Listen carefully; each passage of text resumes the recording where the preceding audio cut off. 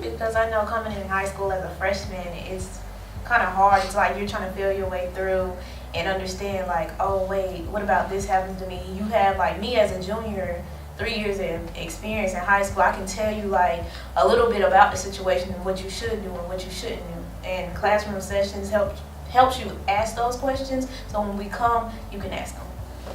I feel like we need to have sessions at Carver because some people have this thought process like, oh, Carver's a bad school, oh, it's this. They have their own assumptions like, oh, I'm not going to send my child there because they feel like everybody in the school is bad, and that's not the case. So we want to go into the classroom sessions to motivate them to go out and prove to people that that's not what happens inside these four walls. I feel like, especially at Carver, there are like certain things that we just don't talk about, like bullying, because they're like, oh, I have to be like tough all the time. Like, I don't get bullied. Like, what she says to me doesn't matter, and it really does. So I feel like having teen advisors like this is just like breaking down a wall to like building trust with students that actually go to Carver, so you can talk to them about it. And to be in the position of being a teen advisor, it just makes me really happy to know that I'm actually making a difference in helping give advice and, just being there for others. I feel like joining teen advisors, I feel like I'm no longer a bystander. Like, ever since I was little, I knew, like, I did not like the way people talk to certain people. But I didn't know, like, how could I do it? Like, I'm a child myself. I didn't know how to.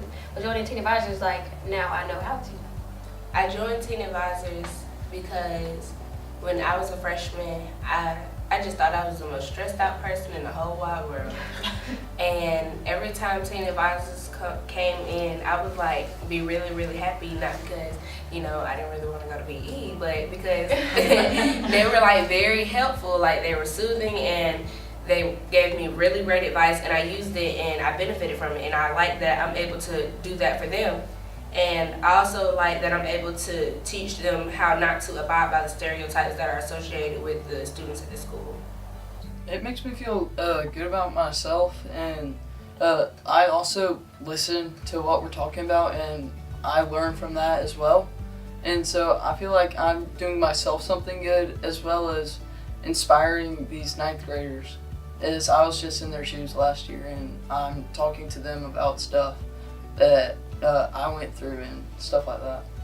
I think it's important because a lot of students have the same questions. They're just afraid to ask.